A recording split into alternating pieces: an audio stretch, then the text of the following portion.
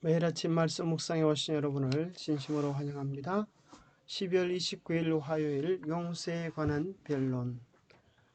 오늘 내용은 기억절의 내용과 같습니다. 여호와께서 말씀하시되 오라 우리가 서로 변론하자. 너희 죄가 지옥 같을지라도 눈과 같이 희어질 것이요 진홍같이 붉을지라도 양털같이 희게 되리라. 또 다른 참고의 말씀입니다. 여호와께서 말씀하신다. 현대인의 성경으로 읽어보면 이런 말씀입니다. 오늘아 우리 허심탄회하게 이야기해보자. 너희 죄가 지옥 같을지라도 눈과 같이 희게 될 것이며 진홍같이 붉을지라도 양털처럼 될 것이다. 옷을초로 나를 정결하게 하소서. 내가 정하리이다. 나의 죄를 씻어주소서. 내가 눈보다 희리이다. 하나님이여 나의 구원의 하나님이여 피 흘린 죄에서 나를 건지소서. 내 혀가 주여를 높이 노래하리이다. 내가 네 허물을 빽빽한 구름같이 네 죄를 안개같이 없이 하였으니 너는 내게로 돌아오라. 내가 너를 구속하였음이니라. 하나님은 왜 우리와 말 좀 하자고 제안하시는가요? 초청에 응할 때 오는 축복은 무엇이 있을까요? 오늘 나는 하나님과 깊은 대화를 경험하며 살아가고 있습니까? 우리가 본문에서 이스라엘의 도덕적인 타락이 마치 소돔 고모라 같다고 그렇게 말씀하시는 하나님의 선고를 보게 되었습니다. 그런데 하나님께서는 소돔 고모라 같은 유다를 버리지 아니하시고 말 좀 해보자. 우리가 서로 변론해보자라고 말씀하십니다. 그 이유는 무엇일까요? 그들을 지극히 사랑하시고 구원하시기 원하시기 때문입니다. 하나님은 피고인 유다 백성에게 계약 위반의 확실한 증거를 제시하시면서 개혁하라고 호소하십니다. 이 호소는 희망이 있음을 암시합니다. 형벌을 받아 마땅한 범죄자에게 그 길에서 돌이키라고 촉구하시는 이유가 무엇이겠습니까? 죽음을 기다리는 사형수에게 학대받는 자를 도와주며 고아를 위하여 신원하며 과부를 위하여 변호하라고 말씀하시는 이유가 무엇이겠습니까? 그분이 오라 우리가 서로 변론하자라고 말씀하실 때 우리는 자기 백성을 여전히 설득하기를 바라시며 그들이 얼마나 타락에 있든지 그 악한 길에서 돌이켜 회개하기를 바라시는 하나님의 애타는 심정을 볼 수 있게 되어집니다. 하나님은 그들을 돌아오라고 회개하라고 간곡히 호소하고 계시는 것입니다. 하나님은 그들에게 너희 죄가 지옥 같을지라도 눈과 같이 희어질 것이다 라고 말씀하십니다. 왜 붉은색일까요? 왜냐하면 백성의 손에 피가 묻어있기 때문입니다. 흰색은 분명히 피 흘림의 죄가 없는 순결을 상징하는 색깔입니다. 여기서 하나님은 그들을 변화시킬 것이라고 약속하시는 것입니다. 이 말은 다윗이 밧세바를 취하고 그의 남편 우리아를 죽게 한 죄를 용서받기 위해 하나님께 부르짖을 때 사용한 언어입니다.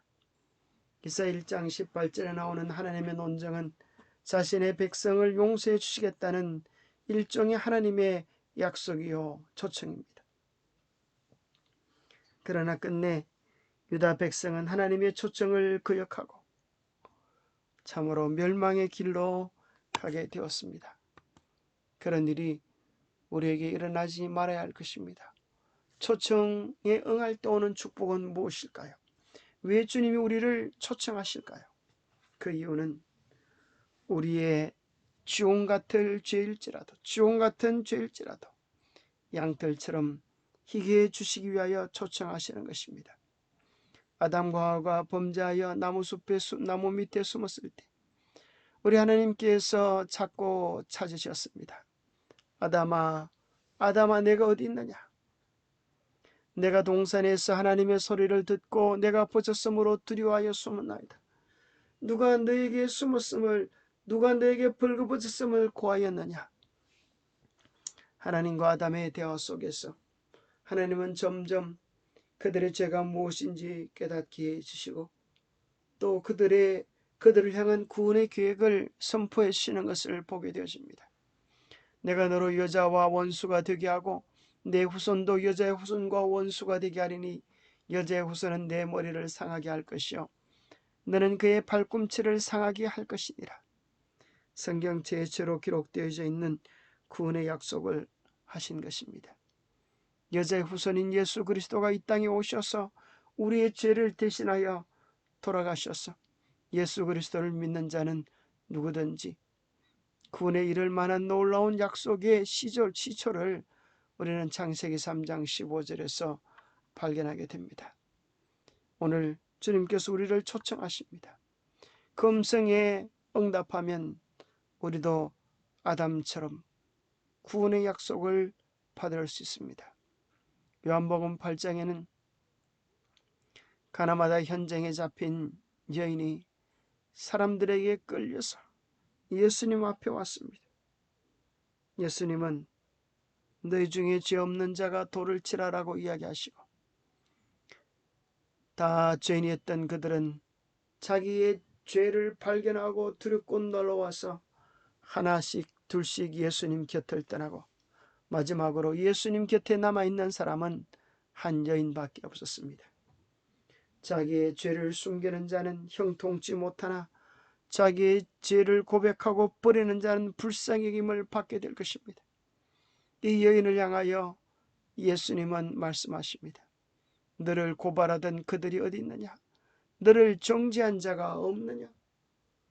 대답하되 주여 없나이다. 예수께서 이르시되 나도 너를 정죄하지 아니하노니 가서 다시는 죄를 범하지 말라. 예수께서 또 말씀하여 이르시되 나는 세상의 빛이니 나를 따르는 자는 어둠에 다니지 아니하고 생명의 빛을 얻으리라. 주님은 우리의 죄를 우리의 허물을 책망하지 않으시고 우리의 죄를 용서하시며 우리에게 죄를 이길 권세를 주시는 것입니다. 우리의 삶에서 빛이신 예수님을 따라가십시다. 예수님과 함께 가십시다. 그러면 우리는 생명의 빛을 얻고 죄 용서함을 받아서 하나님 안에서 새롭게 됨을 경험하게 될 것입니다. 교과 15페이지에는 우리의 노력으로 우리의 의지로 하지 못했던 그 일을 우리가 주님을 찾을 때 주님께서 이루어 주실 새로운 약속, 새 언약에 대하여 기록해 주고 있습니다. 용서하리라는 그분의 약속은 스스로 깨끗해지라는 호소의 든든한 지지와 근거가 된다. 그분의 용서는 백성들로 하여금 그분의 능력으로 변화할 수 있게 한다. 여기서 우리는 예레미야 31장 31절에서 34절에서 예언된 새 언약의 씨앗들을 본다. 새 언약 안에서의 용서는 새로운 마음으로 하나님과 맺는 관계의 기초가 된다. 우리는 결코 갚을 수 없는 빚을 지고 붉은색으로 출발했다. 하지만 용서의 필요성을 인정하는 겸손한 자세를 갖춤으로 하나님이 우리에게 제공하시는 모든 것을 받을 준비가 된다. 우리가 용서의 필요성을 인정하고 겸손한 자세로 주님께 나가기 원하면 하나님께서 우리를 위하여 제공하신 모든 것을 받을 수 있습니다.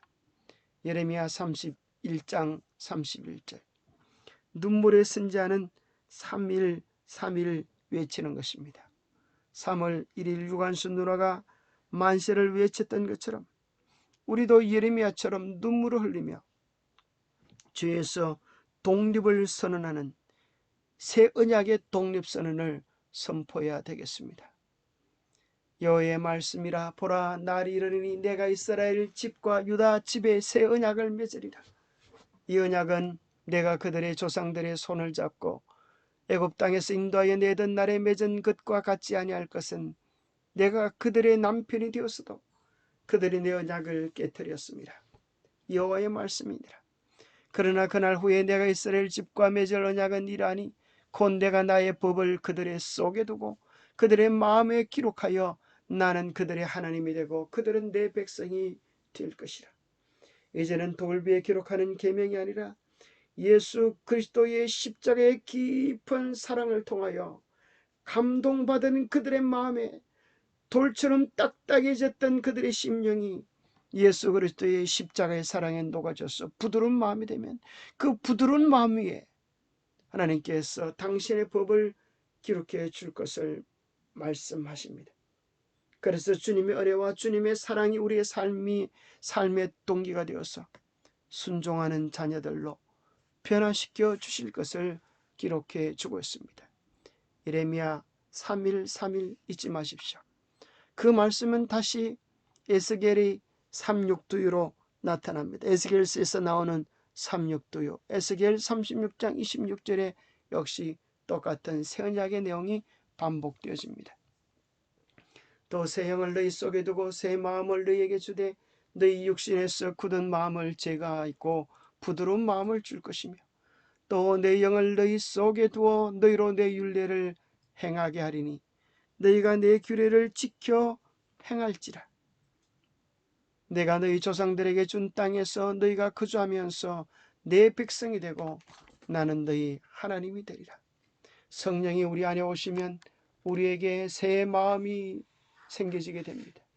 새 마음이 새겨지면 우리의 마음에서 굳은 마음이 제거되고 부드러운 마음을 주시겠다 하셨습니다. 부드러운 마음은 어떤 마음입니까? 하나님의 계명에 대하여 고집부리지 않고 하나님의 계명을 지켜 행하는 순종의 마음을 주겠다고 하시는 것입니다. 우리 마음에 하나님의 계명이 기록되어지면 하나님은 그를 향하여 너는 나의 성품, 나의 마음을 담은 나의 자녀다, 그렇게 이야기하는 것입니다. 십계명의 정신은 사랑인 것입니다. 하나님의 품성의 특징도 사랑인 것입니다. 우리 마음의 십자가로 인하여 참 사랑이 우리 안에 기록되어질 때 우리는 참으로 하나님의 참 백성이라고 이야기에 인정받게 될 것입니다. 뿐만 아니라 그것은 여기서 끝나는 것이 아니라 히브리서 8장 8절에서 10절에 히브리서에서의 바울은 팔팔하게 다시 외치는 것입니다. 너희들이 죽어가지만 팔팔하게 다시 살아나려고 하면 새 언약을 너희들의 가슴에서 경험해야 한다고 바울은 외치고 있는 것입니다. 내가 이스라엘 집과 유다 집과 더불어 새 언약을 맺으리라. 또 주께서 이르시되 이 언약은 내가 그들의 열조의 손을 잡고 애굽 땅에서 인도하여 내던 날에 그들과 맺은 언약과 같지 아니하도다. 그들은 내 언약 안에 머물러 있지 아니하므로 내가 그들을 돌아보지 아니하였노라. 또 주께서 이르시되 그날 후에 내가 이스라엘 집과 맺은 언약은 이것이니 내 법을 그들의 생각에 두고 그들의 마음에 이것을 기록하리라. 나는 그들에게 하나님이 되고 그들은 내게 백성이 되리라. 누가 참 하나님의 백성입니까? 그들의 마음에 하나님의 성품, 하나님의 계명이 기록된 자들인 것입니다. 십자가의 은혜로 반응한 우리의 마음의 태도는 순종의 사랑, 사랑으로 역사하는 믿음을 주님께 드리게 될 것입니다. 그들을 향하여 주님은 너는 진정 내 백성이다라고 이야기하십니다. 영감의 교훈에는 이렇게 말씀하십니다. 구주는 긍휼과 사랑이 충만하셨다. 그분은 그들의 죄가 아무리 크다 하더라도 진정으로 뉘우치는 사람을 결코 내쫓지 않으신다. 그러나 그분은 모든 종류의 위선을 심하게 견책하신다. 그분은 사람의 죄들을 잘 아시며 그들의 모든 행위를 아시고 그들의 은밀한 동기를 읽으신다. 그렇지만 그분은 죄악 가운데 빠져있는 그들로부터 돌이키지 않으신다. 그분은 탄원하시며 죄인들과 변론하신다. 그렇습니다.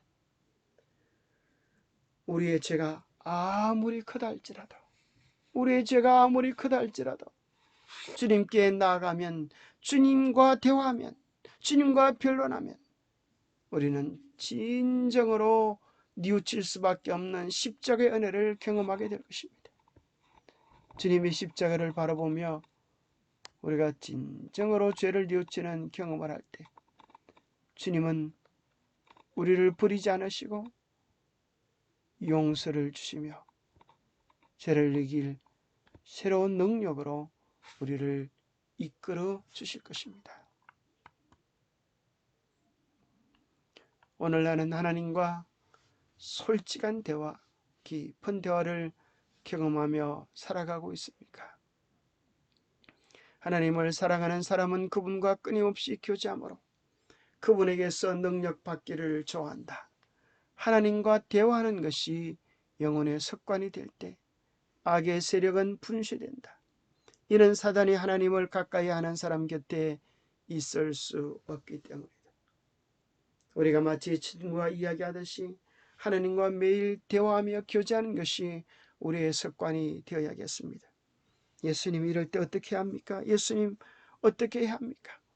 우리가 끊임없이 묻고 지혜를 구하며 주님의 뜻을 구할 때에 주님께서 우리의 삶을 인도하시고 우리 가까이 오셔서 우리에게 악의 세력을 분쇄시킬 능력으로 역사해 주실 것입니다. 에녹이 어떻게 하나님과 동행했을까요? 에녹은 노홍수가 오기 전에 하나님과 동행함으로 살아서 하늘로 성천나간 자가 되었습니다. 그와 마찬가지로 우리가 이 세상이 재난으로 멸망하기 전에 살아서 성천하기 원한다면 에녹처럼 하나님과 동행하는 경건한 삶을 살아야 할 것입니다. 에녹처럼 하나님의 동행의 요청을 거절하지 아니하고 오늘 우리를 향하여 프로포즈하시고 우리와 대화를 요청하시는 주님의 데이트를 거절하지 않게 되기를 바랍니다. 형제들이여, 집에서 그대들의 가정에서 밤과 아침에 기도하라. 매일 저녁, 매일 아침, 그리고 그대의 골방에서 열렬하게 기도하라. 그리고 그대들의 일상 업무에 종사하는 동안 기도로서 영혼을 하나님께 상달시키라. 에녹이 하나님과 동행한 것은 바로 이런 것이었다. 조용하고 열렬한 영혼의 기도는 거룩한 향처럼 은혜의 보좌에 상달될 것이며 성소에서 드려진 것처럼 하나님이 간합할 만한 것이 될 것이다. 그분을 그렇게 찾는 모든 자들에게 그리스도는 필요할 때에 도움이 되신다. 그들은 시련의 날에 강해질 것이다. 그렇습니다. 우리 앞에 큰 시련이 있지만 주님과 매일 동행한 자는 시련을 두려워하지 않게 될 것입니다. 에녹처럼 주님과 동행하는 그 기쁨이 그 모든 것들을 이고도 남는 능력으로 역사할 것이기 때문입니다.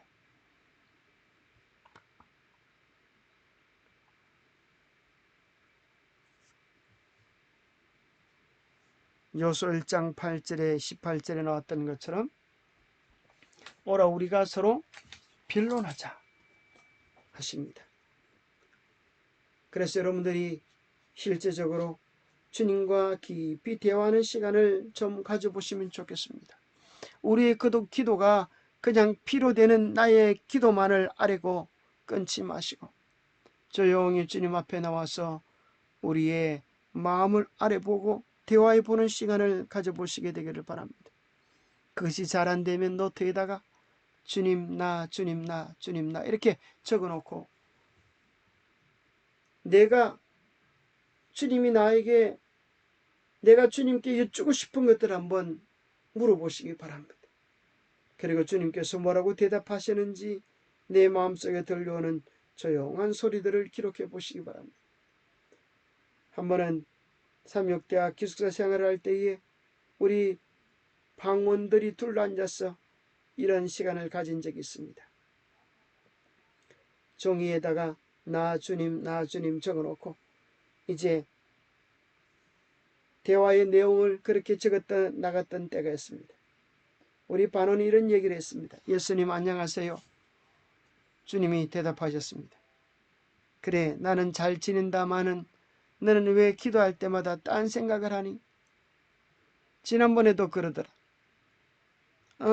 나 예수님 그거 어떻게 하셨어요? 나는 그러고 싶지 않은데 그게 잘 안 되네요. 예수님 어떻게 하면 좋아요?